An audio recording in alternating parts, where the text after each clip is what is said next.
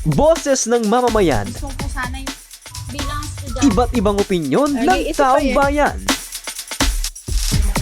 Ang gusto ko talagang Ating alamin sa Kalye Survey. Corruption ba? Corruption, bakit?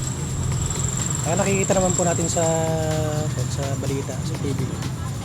Talagang malaki po yung ninakaw sa bansa. I think po corruption po. Ngayon lang po nila na-discover yung mga yan nga po yung mga corruption, yung mga nagnanakaw sa gobyerno. So pinakamalaki po talagang influx ng bansa natin yan. Kasi sa kanila po napupunta yung mga dapat sa atin, para sa atin po. Yun lang. Yung corrupt po. Opo, yung corruption po. Bakit? Yung sa flood control po, corrupt po nila yung pera na dapat po sa yung pera po na dapat sa mga project po ng para hindi po nababaha yung mga tao po kapag may bagyo, ganun po.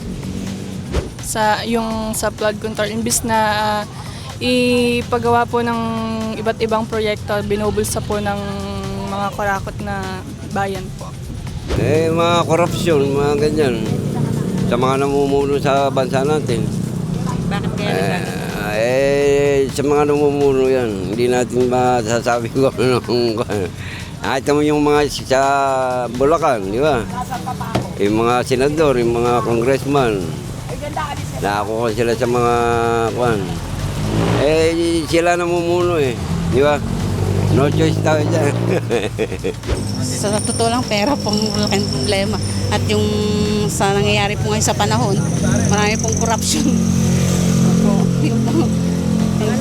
Yung corruption po. Bakit? Kasi po, hindi natutuloy yung mga project. Ay, yung corruption po. Bakit kaya? Yung kamukha po nangyari dyan sa mga nalaman natin mga kurakot. Yun po ang pinakamalaking problema. Corruption po sa flood control. Bakit kaya nagkakaroon?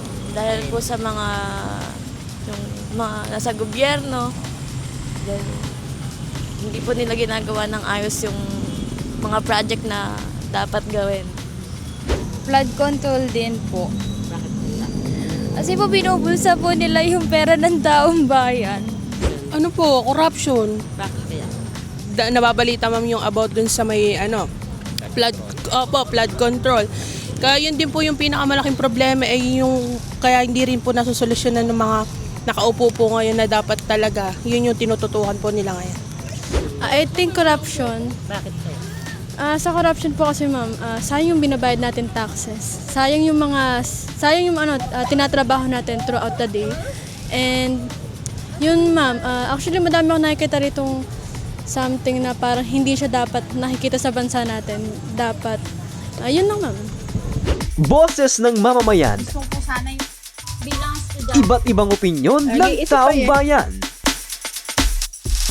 ang gusto ko talagang Ating alamin sa Kalye Survey.